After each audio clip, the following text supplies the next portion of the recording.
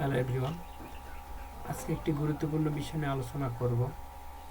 বিষয়টি হলো, আমরা ল্যাপটপ বা কম্পিউটারে অনেক সময়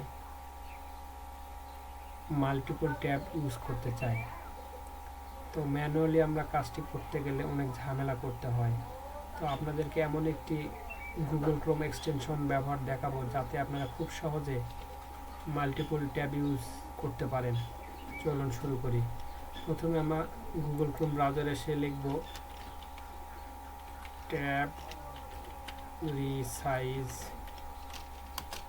তারপরে ইন্টার দেব। ইন্টার দেওয়ার পর এখানে দেখাবে tab resize split layouts. Click করার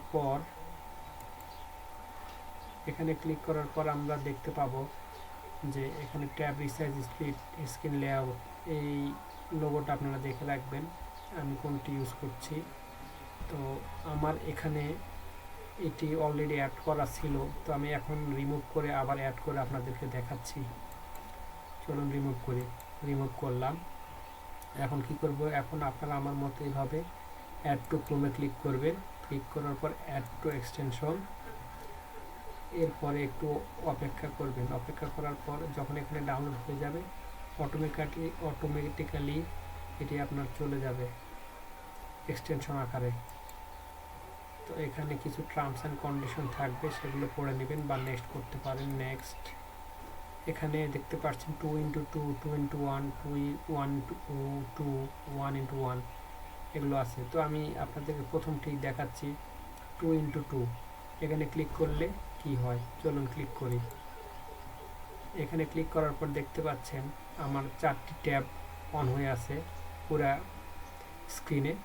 তো এখানে একটা স্ক্রিন, তারপর এইখানে একটা স্ক্রিন, এইখানে একটা স্ক্রিন এবং এইখানে একটা স্ক্রিন। তো আপনারা এই 4টা স্ক্রিন খুব সহজেই ব্যবহার করতে পারেন কোনো ঝামেলা ছাড়াই। তো আশা করি ভিডিওটি আপনাদের খুব কাজে লেগেছে এবং আশা করি আপনারা এই ভিডিওটি বন্ধুদের মাঝে শেয়ার করবেন, যাতে সবাই এই ট্যাব রিসাইজ সফটওয়্যারটি খুব সহজে ব্যবহার করতে পারে। এবং আমার চ্যানেলটি লাইক এবং সাবস্ক্রাইব করতে ভুলবেন না।